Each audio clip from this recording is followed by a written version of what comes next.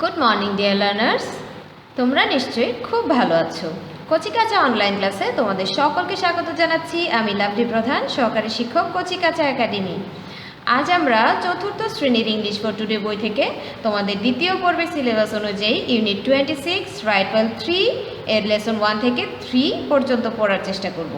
তো চলো শিক্ষার্থী বন্ধুরা, আমাদের আজকের পাঠে চলে যায়। সেকশন এতে আছে রিড অ্যান্ড সে, পড়ো এবং বলো। এখানে একটা ডায়ালগ আছে বিটুইন বিজয় অ্যান্ড ফারাহ। চলো আমরা ডায়ালগটা একটু পড়ে দেখি কি লেখা আছে। বিজয় এবং ফারাহ কি বলছে। Bijoy: hi Farah, do you like sport?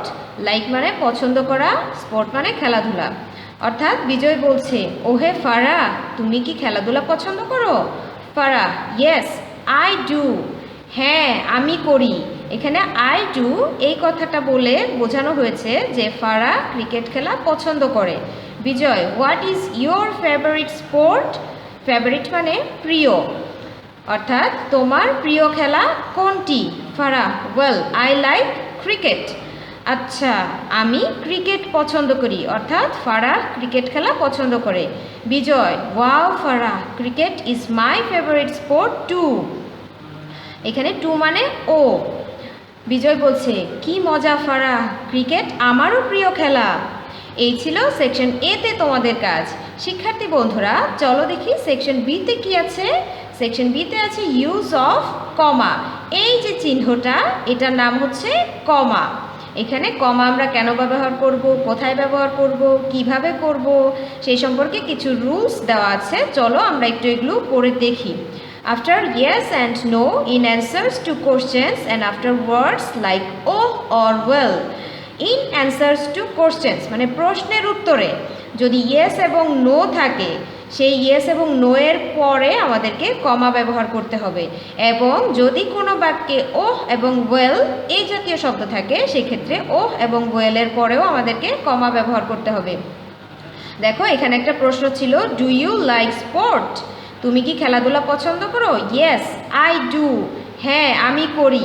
Farah খেলাধুলা পছন্দ করে, সে ইয়েস ব্যবহার করে উত্তর দিয়েছিল, সেক্ষেত্রে ইয়েসের পরে একটা কমা ব্যবহার করা হয়েছে। তারপর একটা বাক্য আছে, ওয়েল আই লাইক ক্রিকেট। আচ্ছা, আমি ক্রিকেট খেলা পছন্দ করি, ওয়েলের পরে এখানে একটা কমা ব্যবহার করা হয়েছে।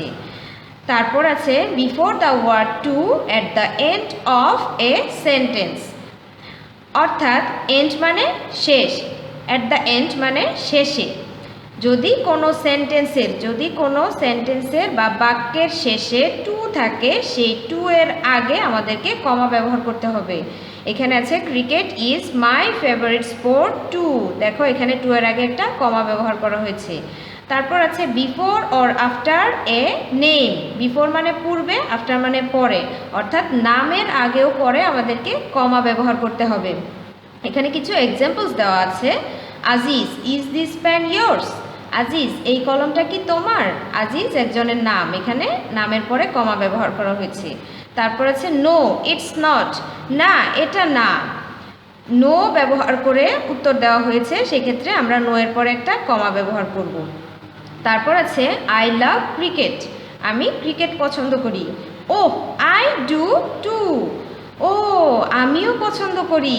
এখানে ওহ এবং ওয়েল এ জাতীয় শব্দের পরে কমা ব্যবহার করার কথা বলা হয়েছিল, এখানে যেহেতু ওহ আছে আমরা একটা কমা ব্যবহার করব। তারপর শেষে আছে টু, টু এর আগে আমরা কমা ব্যবহার করব। তো এই ছিল কমার ব্যবহার সম্পর্কে কিছু কথা। তারপর তোমাদেরকে বলা হয়েছে read the dialogue in activity A again, অর্থাৎ অ্যাগেইন মানে পুনরায়। অ্যাক্টিভিটি এতে যে ডায়ালগটা আছে এটা তোমাদেরকে পুনরায় পড়তে বলা হয়েছে। আন্ডারলাইন দ্য কমাস, আন্ডারলাইন মানে নিচে দাগ টানা, অর্থাৎ কমাগুলোর নিচে দাগ টানতে হবে। শিক্ষার্থী বন্ধুরা, এই যে বাক্যগুলোর মাঝখানে কমা আছে, এই কমাগুলোর নিচে তোমরা বইয়ে পেন্সিল দিয়ে দাগ টেনে রাখবে, আর যখন স্কুল খোলা হবে তখন টিচারকে দেখিয়ে নিবে। তো শিক্ষার্থী বন্ধুরা, চলো দেখি সেকশন সিতে তোমাদের জন্য কি আছে। সেকশন সিতে দেওয়া আছে add commas to the dialogue. Add মানে যোগ করা, অর্থাৎ এই যে ডায়ালগ বা কথোপকথনটা দেওয়া আছে বিটুইন কমল অ্যান্ড শান্তা, এটার মধ্যে তোমাদেরকে কমা যোগ করতে হবে। Then say the dialogue in pairs. In pair মানে জোড়ায় জোড়ায়, অর্থাৎ তোমাদেরকে কমল এবং শান্তা সেজে এই ডায়ালগটা জোড়ায় জোড়ায় বলতে হবে। এটা যখন তোমার ক্লাসে আসবে তখন টিচারের সাথে প্র্যাকটিস করবে। এখন চলো আমরা দেখে নিই কোথায় কোথায় আমরা কমাগুলো যোগ করব। Kamal, hi Shanta, how are you? ওহে শান্তা, তুমি কেমন আছো? আমরা রুলসের মধ্যে পড়েছিলাম কোনো নাম থাকলে সেই নামের আগেও পরে, অর্থাৎ আগে অথবা পরে আমরা কমা যোগ করব। এখানে যেহেতু শান্তা আছে, শান্তার আগে আমরা একটা কমা যোগ করব। তারপর আছে শান্তা, আই এম ফাইন কমল, আমি ভালো আছি কমল। কমলও একজনের নাম, সেক্ষেত্রে নামের আগে একটা কমা ব্যবহার করব। তারপর আছে Kamal, Shanta, do you like coconuts? Coconuts মানে নারিকেল। শান্তা একজনের নাম, শান্তার পরে একটা কমা ব্যবহার করতে হবে। তারপর দেখো শান্তা বলছে ইয়েস আই ডু, হ্যাঁ আমি করি। আই লাভ দেম, আমি এগুলো পছন্দ করি। যেহেতু প্রশ্নের উত্তর দেওয়া হয়েছে ইয়েস ব্যবহার করে, সেক্ষেত্রে আমরা ইয়েসের পরে একটা কমা ব্যবহার করব। তারপর আছে কমল, আই ডু টু।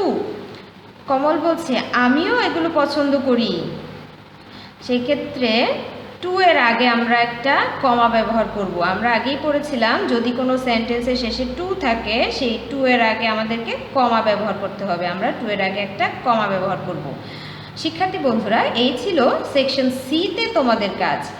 এখন আমি তোমাদেরকে বাড়ির কাজ দেব। তোমাদের বাড়ির কাজ হচ্ছে সেকশন সিতে যে ডায়ালগটা আছে, এই ডায়ালগটা কমা ব্যবহার করে, কমা যোগ করে তোমাদের SW খাতায় লিখবে এবং যখনই স্কুল খোলা হবে তখনই টিচারকে এটা দেখিয়ে নিবে। আর সে পর্যন্ত সবাই খুব ভালো থাকবে, সুস্থ থাকবে। ধন্যবাদ সবাইকে।